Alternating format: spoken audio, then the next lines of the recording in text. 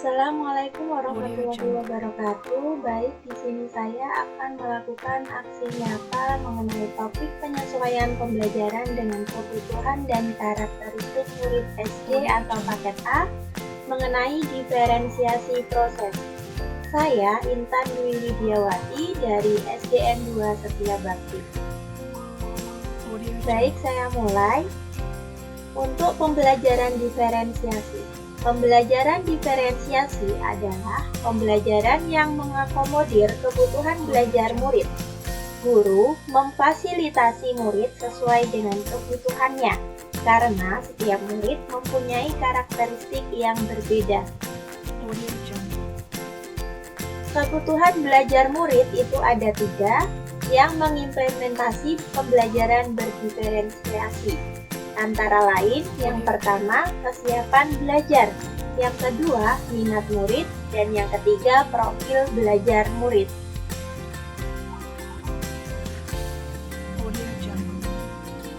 Pada pembelajaran diferensiasi ada 3 strategi. Yang pertama, diferensiasi konten. Di sini ada materi ajar, konsep, dan keterampilan yang harus dipelajari murid berdasarkan kurikulum. Yang kedua, diferensiasi proses. Di sini mengacu pada bagaimana murid akan memahami atau memaknai apa yang dipelajari selama proses pembelajaran. Dan yang ketiga yaitu diferensiasi produk. Di sini hasil pekerjaan atau unjuk kerja murid yang dibuat oleh murid.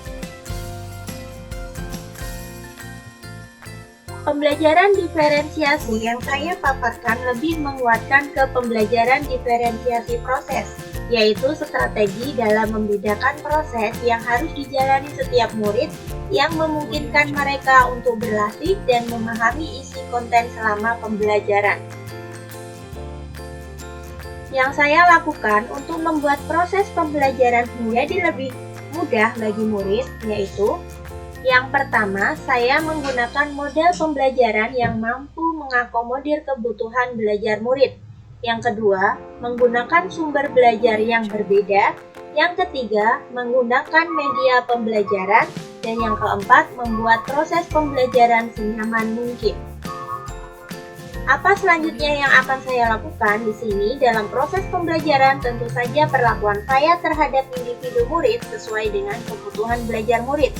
Seperti anak yang bisa memahami dengan audio, saya menampilkan video pembelajaran atau dengan metode ceramah.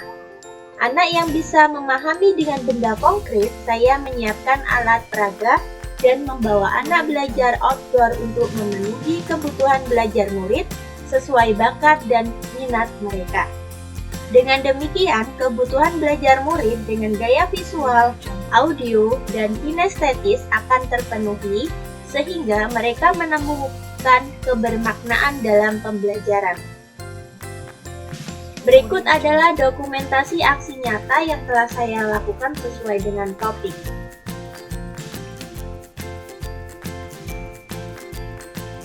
Dan umpan balik dari siswa. Demikian aksi nyata yang telah saya lakukan, semoga bermanfaat dan saya akhiri. Wassalamualaikum warahmatullahi wabarakatuh. Terima kasih.